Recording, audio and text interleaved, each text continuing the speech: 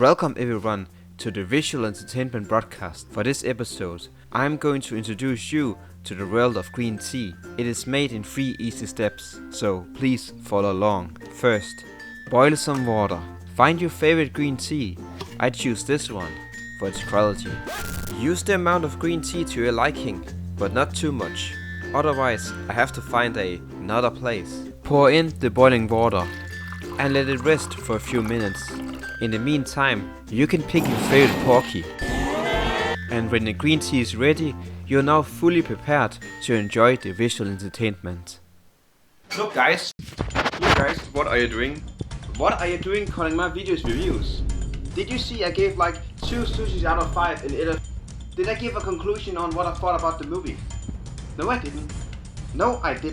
Look guys, I get it. I have not given you the fully visual entertainment yet. So I'll just put it right here and you can see for yourself. Just wait a moment. So guys, I present to you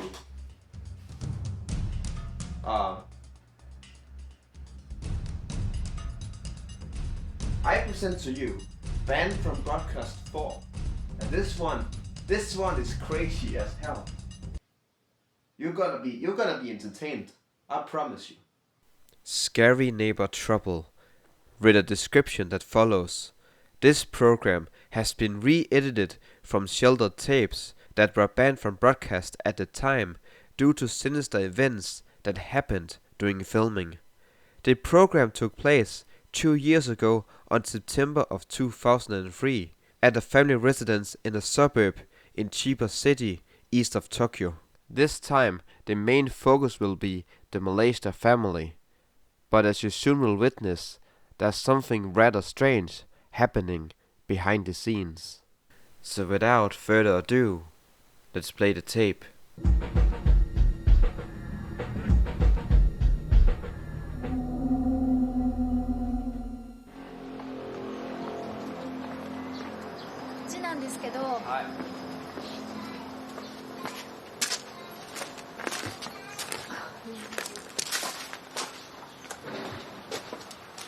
これはどうしたんですか？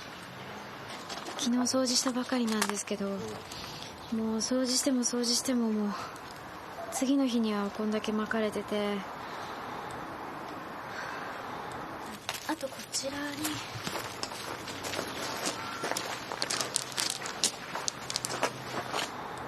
に野菜植えてるんですけど、前の方がハーブで後ろがブルーベリーとあと向こうにチンゲン菜植えてたんですけど、全部枯れちゃってるんですよね。なんか薬かなんか巻かれてる感じなんですよ。誰がやってるかみたいな心当たりはあるんですか？多分お隣の奥さんじゃないかなと思って。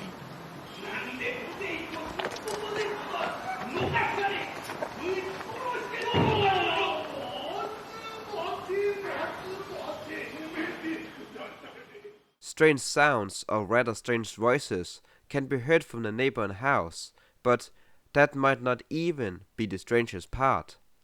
As we follow Leikaku towards their front entrance, we see a bunch of strange flyers posted everywhere as if to signal a warning. Leikaku tells us that every time she comes towards their front gate, there's a bunch of creepy flyers posted everywhere, but other than that, she does not give us any information. So I bet you're curious about what the meaning of these kanji are. We have poison, the devil, death, and this one is my personal favorite. The person who faces death is how I translate this. So What? That might be totally wrong, I just think it's really cool. At 7:30 p.m. we see Leikaku and her son Genki eating dinner together. The narrator then tells us that 8-year-old Genki is a 3rd grade elementary school student who loves insects of all things. The interviewer then asks what he likes, and he tells us about his praying mantis. But right as they get to enjoy their dinner in peace, the strange sound or voice can be heard from the neighboring house once again. でなんですかね、この音っていうか声っていうか。なんでしょうね。脳とか狂言みたいな感じですよね。So, what is it? What we hear is Gyogen, likely broadcasted from a TV. Gyogen is a traditional Japanese theater show that has its roots from the 14th century. The difference between Noah and Gyogen is that Gyogen is heavily comedy-based and features more simplistic costumes, while Noah is the main part and is often set in a more formal setting, a drama with a more complex storyline, and uses Noah masks. Since my Japanese is still on the works, I could not figure out which story this was. Lucky for me, there's a YouTuber called Scared Sheep who has already figured it out, so all I need to do is just text her and... yeah, she didn't respond. This specific Gyogen is called Kamabala, which means sickle suicide. Once upon a time, there was a woman and a lovely husband. The woman was always angry, and the husband was being a husband. After a while, the wife convinces him to gather some wood. Unfortunately, the husband had only watched Minecraft and had absolutely no idea what he was doing. But he couldn't get bothered, and he decided that the best thing he could do was to in-game himself. Unfortunately, he was bad at this too. He jumped off a mountain, he tried to drown himself while being harassed by a crab, and even a bandit tried to rescue him, but he just couldn't die. Until his wife saw what he was doing and took the honor of killing him. To be completely honest, it can be kind of difficult to see how this story is actually related to the main story. There are some similarities, but that kind of altered in a way where it can be very difficult to understand how it even works. So you can keep it in mind or just forget about it. It's not that important. I will mention in the end anyway, so yeah, back to the main story. Several hours later, around 11:30 p.m., her husband Hitoshi has finally returned home from work. He works at a sales department of a trading company in Tokyo, and depending on where they live in Chiba, it can take quite a long time from Tokyo. After he has eaten leftover dinner and greeted his family, the crew then interviews him about the neighbors' harassment. This is what Hitoshi had to say. "I'm basically not home. In the morning I leave around 6:30 a.m. and I come back home around this time, 11:30 p.m. So I really don't know much about it. My wife told me that the neighbor was doing it. I agree it is in the neighborhood, but there's no proof. So I also tell her that it's not good to doubt. But halfway through the interview, something intervenes." 言ってるんですけどね。魚。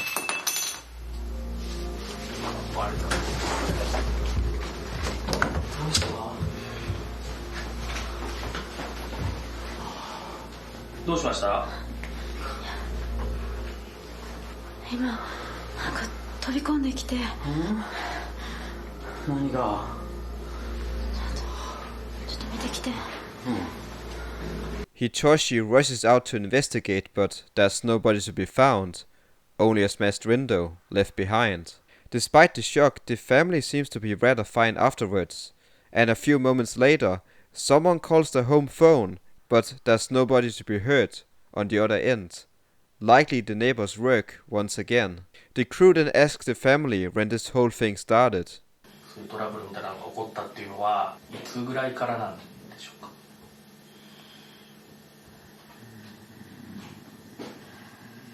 ？1年ぐらい前ですかね。森下仁さんと理香子さんは1993年に結婚。2000年3月に現在の住居を購入。その時、隣家の優さんはすでに隣の住宅で暮らしていた。As soon as the Malaysia family had moved in, Legako and Yu got together pretty well. They became close friends, doing things such as shopping together and tea parties. But a year after the family had moved in, Yu's husband dies of a sudden heart attack. Since that moment, Yu has gradually changed. 旦那さんが亡くなる前に、何くらい前かな、お茶会に行かないって誘われて、で行ってみたらなんか宗教の集まりみたいな会で、それで気持ち悪くなってちょっと帰っちゃったんですけど。 Both Hitoshi and Ligaku had been invited to her home to join the religion, but they happily refused their invitation. As the story was told, Yu changed, but after this particular moment, she became an entirely different person. As already present, she started to harass them in various of different ways. Ligaku then acknowledged the problem that her husband, Hitoshi, cannot always be home when something happens, so she's rather upset by the current situation. Although at first, Hitoshi doesn't seem like he wants to get involved, but he agrees that the smartest thing they can do for now is to gather some concrete evidence of the harassment. The crew then helps the Malaysia family out by setting up cameras the next day. A camera at the entrance, the garden, and the place where we saw the garbage was thrown everywhere. So that hopefully by the end of it can get enough evidence to make a lawsuit. But my inner anxiety makes me crazy. Why would they set up their equipment where someone had seemingly thrown a stone through the window? There's a second floor, by the way. いつもはこう何時ぐらいとかあるんですか、時間とか。だいたい主人がいない時が多いんで、はい。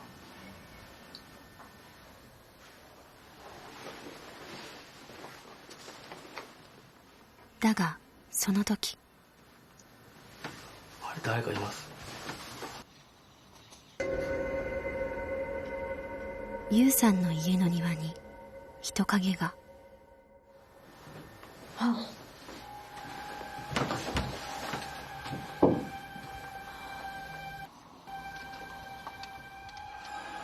そして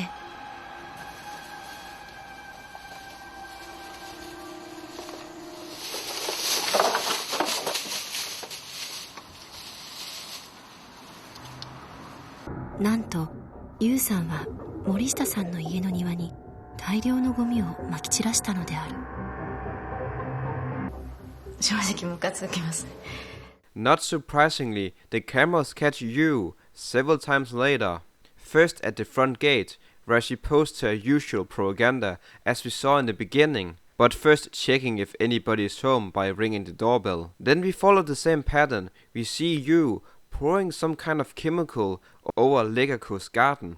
That might be poison, since we saw one of the posts mentioned poison at the front gate. At least we know now why all the plants had faded. But before you think it can't get any weirder, we then see Yu at the second floor having a smoke. She then tosses her smoke, but before the camera switches off, she does something rather strange. そして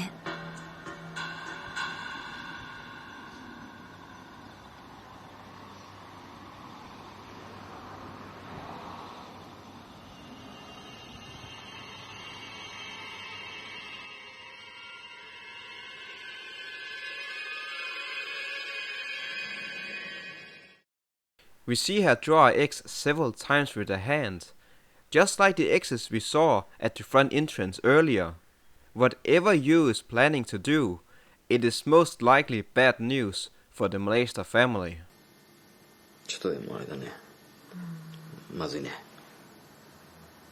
It's finally clear for Hitoshi that something needs to be done. Christ, it took a long time. But he wants to make it a painless transition, still keeping a bit of skepticism about what they're able to do. We then have a chart of cases about complaints against neighboring residents. As we can see here, the numbers of complaints has more than doubled in just 8 years. As usual, we have real-life experts talking about something that is related to the story, this time only a lawyer. He was asked the following question: Why do neighboring trouble occur? The most common problem is noise complaints. While there are noise-relating laws for factories, there are no laws for noise in the home, as it stands in 2003. Up till this point, most issues have been resolved through communication. People usually don't like the same kind of noise, and that is of course going to lead to problems. There has even been a few instances where it has led to the death of someone. The crew then decides to visit Yu's house to learn her part of the story, and it goes as well as expected.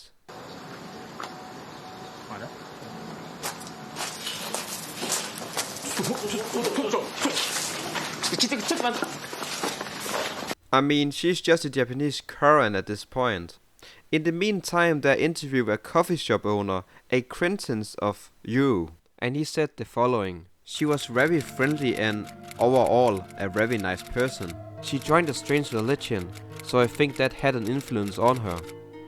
Yu-san's husband often came to the store. He loved coffee.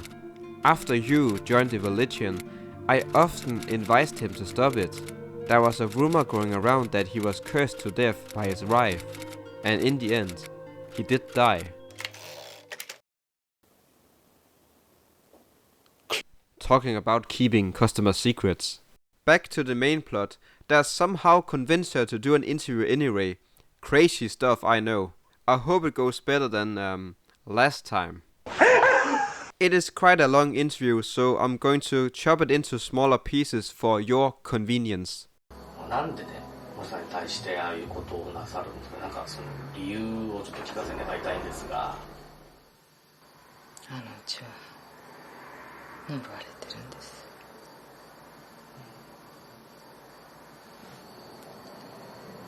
うちには悪霊が取り付いてるんですよ。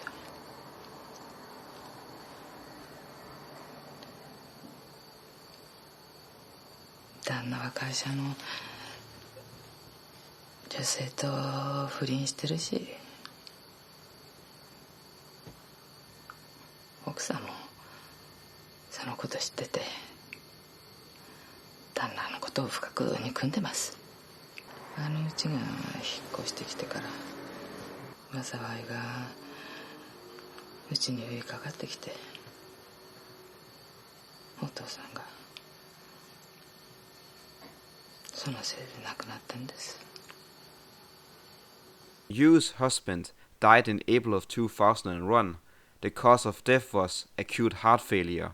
But Yu believe the reason for his death was a result of everything brought by the molester family. 私が呪い殺してやる。恩知らばった二輪そ赤。悪霊。 Hitoshi tells us that he is confident enough that they have enough evidence to go to the police so they can take the necessary measures to resolve this problem. But before he can finish his sentence, Lekako wants to talk to him in private.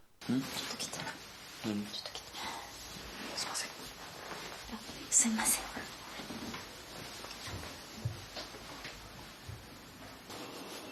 警察行く前に私たちと話しに行こうよ。お前今いろんな状況見て。だってもうビデオ上がってるんだし、それ証拠になるじゃない。おいでもな。直接話そうよ。ね。でもたたりとか悪霊とか言ってんだよ。それ話した後で警察に行けばいいじゃない。いやもう無理だよ。なんでよ。あのこと聞かれたらなんて言うの。Lekako is worried that if they go to the police, Yu will then make a public statement about Hitoshi's affair with the woman from his work. But Hitoshi promises that is in the past, and he doesn't care if Yu talks about it, but Lekako sees it differently.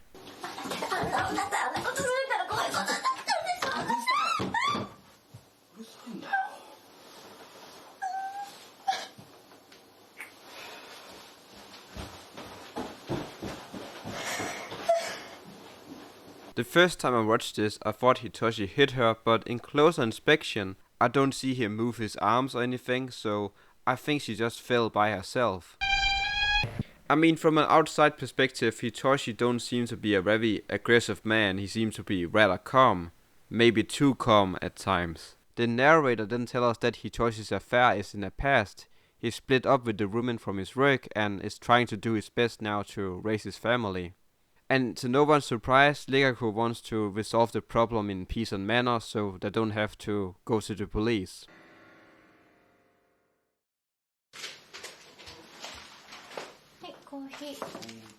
数日後、私たちは森下さんの家を訪れた。その日は日曜日。朝食後、森下さんは優さんの家に行き、話し合うというのである。でそれで、拉致が開かなければ警察なり行政なりにお願いをしようということを。おいもう元気何してんの？ Genki spills the coffee and afterwards they go together to talk with you. But this time the crew don't follow because they don't want to interfere with further interviews with you, at least at the time. Unfortunately, that means we have to spend 1 hour alone with Genki while we wait for the outcome of the discussion. And what is he doing? He is drawing. And you know what that means. So far we have the evil woman, troubled family, and a weird kid that can probably predict the future and the past and everything in between, from like a third universe or something. But honestly, this time I think he's just cooked.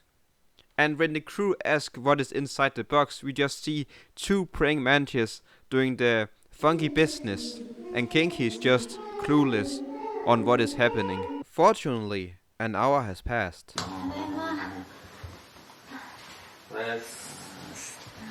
どうですかね、そのご様子はどんな感じでしょう？結構拍子抜けするぐらいちゃんと話ができたんですよ。嫌がらせみたいなことはやってる事実は認めたんです。そうですね。謝られたっていうか。だいぶ気が楽になりました。記念。なんか羽の色が違うね。もしもし、はい。お疲れ様です。はい。Meanwhile, Hitoshi is talking on the phone. We hear from the narrator that the harassment suddenly stopped from that day on. A bit weird, if you ask me. But I guess they just talked it through. And what Hitoshi told us was, in fact, just the truth. That you just apologized and everything is fine.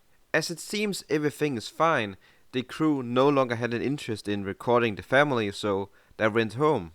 But 1 month later, the family called once again because of an emergency, so the crew went as fast as possible to check on the family. Genki had all of a sudden developed a very severe stomachache and a fever. Legaku suspects that his fever is caused by some donuts that he received from you, that we only can assume to be quite recent. And then Legaku and Hitoshi have an even more heated argument. 落ち着こうよ。落ち着くってなんで？おかしいでしょ。興奮してるもん。落ち着いてちょっと。じゃあ死んじゃってもいいの？息子が死んでも平気なの？だからそういうこと。なんで？そういうこと言ってるんじゃない。浮気してるからでしょ。つまんない女と浮気してるからでしょ、あんたが。Hitoshi has found himself at the end of the road. He has no other option than to finish his cup of coffee and rush out to Yusan's house to confront her. The crew of course follow him because they want content, but they're stopped by the enormous force of you at the front entrance. But they sneak around their house to somehow hear the conversation. うちの息子に何したんですか？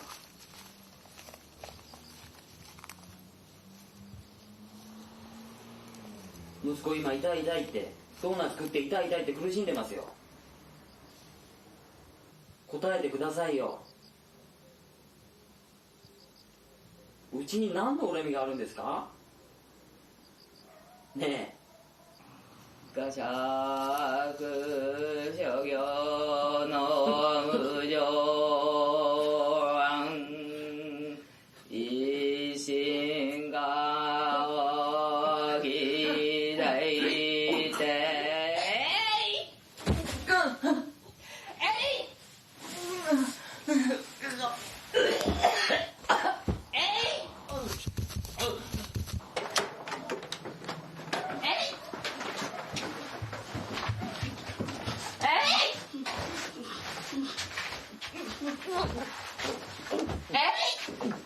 救急車だ救急車。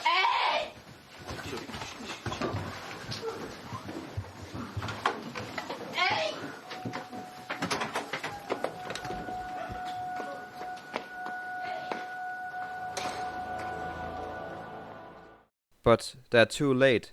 As foreshadowed by you, he dies at the hospital a few hours later. The cause of his death was acute heart failure, just like Yu's husband. We are now left to wonder if the cause of his death was due to the curse, or if there's something else in the works. The crew then interviewed the doctor who were responsible for his treatment and diagnosed his cause of death, Dr. Yoshio. There are many possible causes, but the most common one are diabetes, which puts more stress on the heart and cause heart failure. But Hitoshi's test result showed no signs of diabetes, so the problem could not be related. Since Hitoshi doesn't have diabetes, the most likely cause of death is due to stress on the heart. The crew then ask, is it possible that it could be murder? In the case of poison, it would show up in the test result, and it didn't. It didn't show anything. We then have a graph that shows us the most likely reason for death, divided in different age groups from 10 to 90, which would have been interesting if it actually made any kind of sense. See, I looked at Hitoshi's age group, and we have heart failure, suicide, and then gun. And when you zoom out again, you can see that the most likely reason for death in Japan is apparently gun. I don't know why this movie tries to convince us that the most likely reason for death in Japan is a drive-by. その後警察も死亡直前の状況などから仁さんの死に事件性はないものと判断した。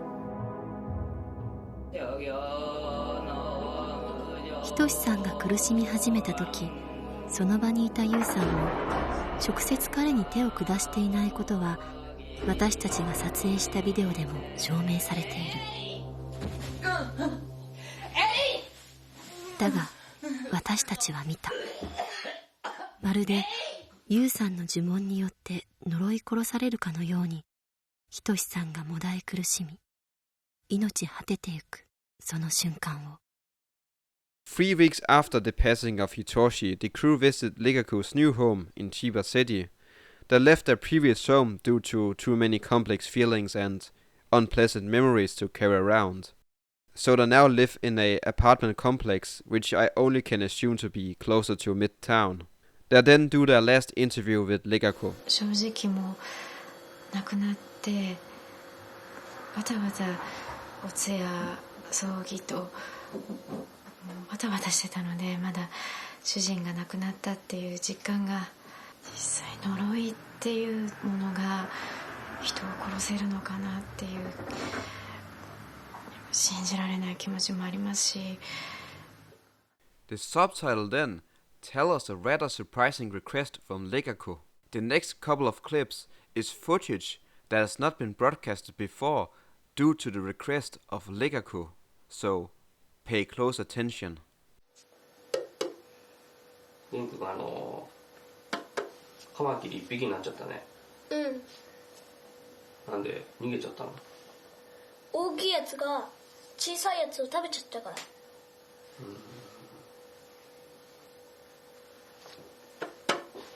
気ちょっと来て。はい。逃がしやれ！撃ち殺してのも待て止めてくだされ。二度もないと言いつけてやろう。と言いつけてくだされ。心得た。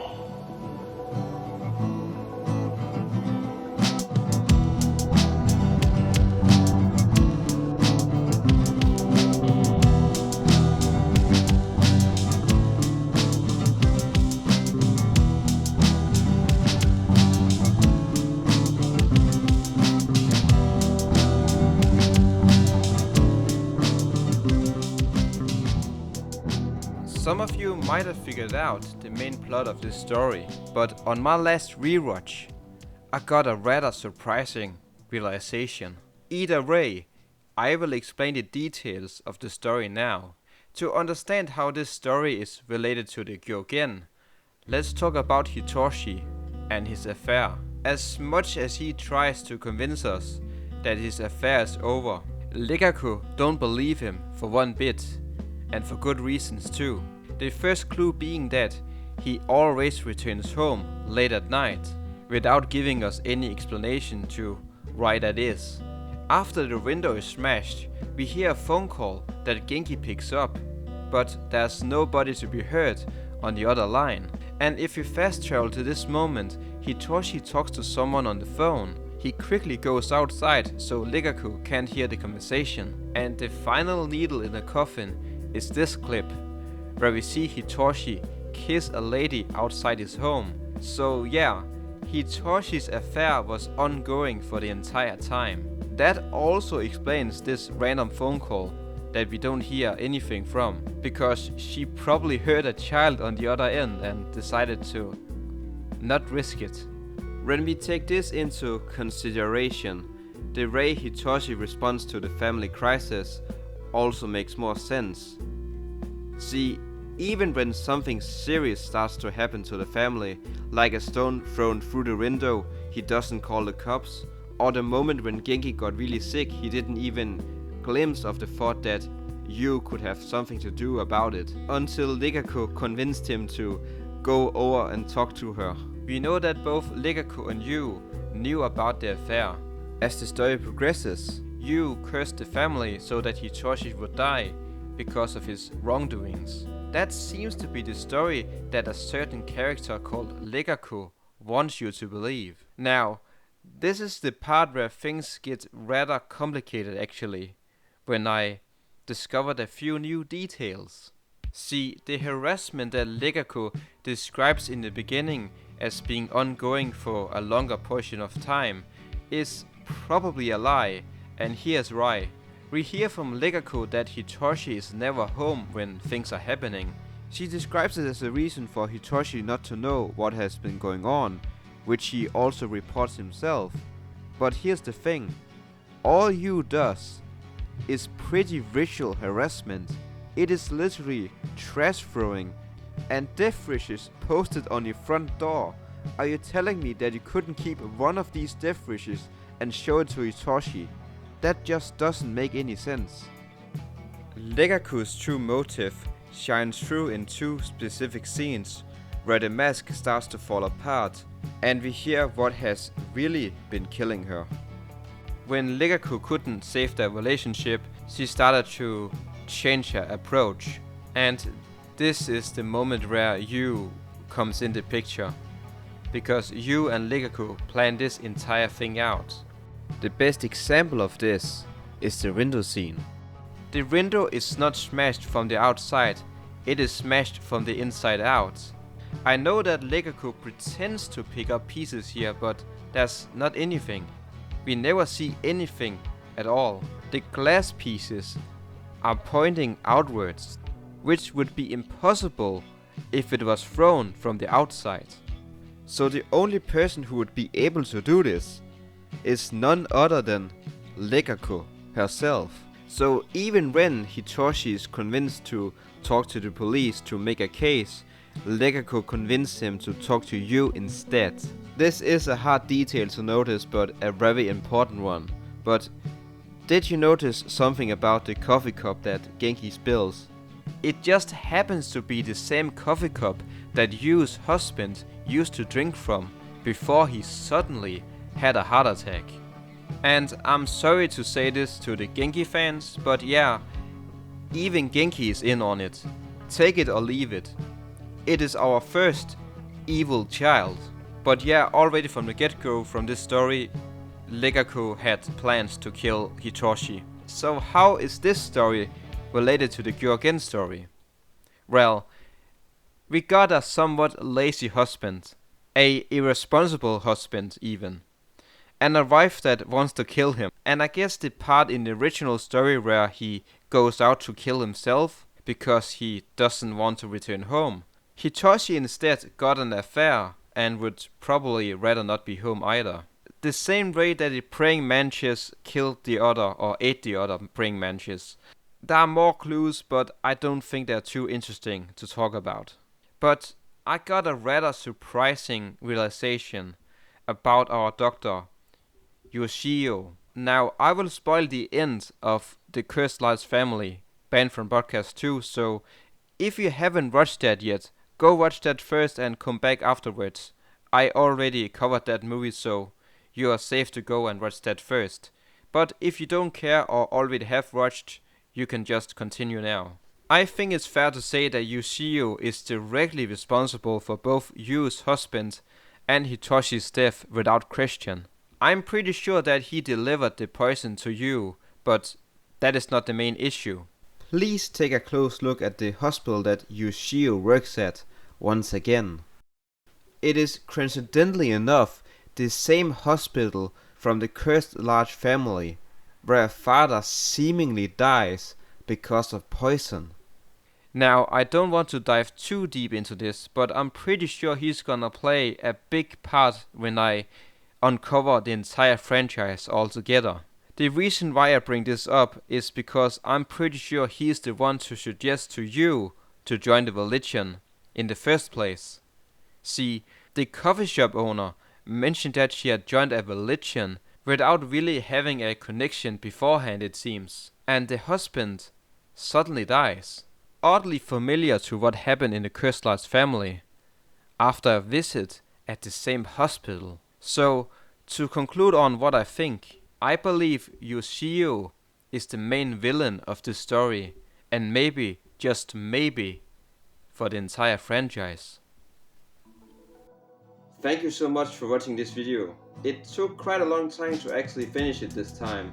I mean, each time I tried to make the videos better, trying to improve them, and yeah, just trying to be all creative. And right now I just haven't had the best workflow. I'm trying to get better at it, but actually right now I have less time than before, so it's gonna be a struggle that I have to somehow solve. And usually when I have problems that I want to solve, usually I get more creative, so let's see how that works out. But my plan for now is actually just to continue this series, and yeah, I don't think I have more to say actually, other than thank you so much for watching the video, and yeah, do the comments, like the video, and subscribe. That will mean a lot, and I'll just continue to finish this series. Have a nice one, everyone. Until next time.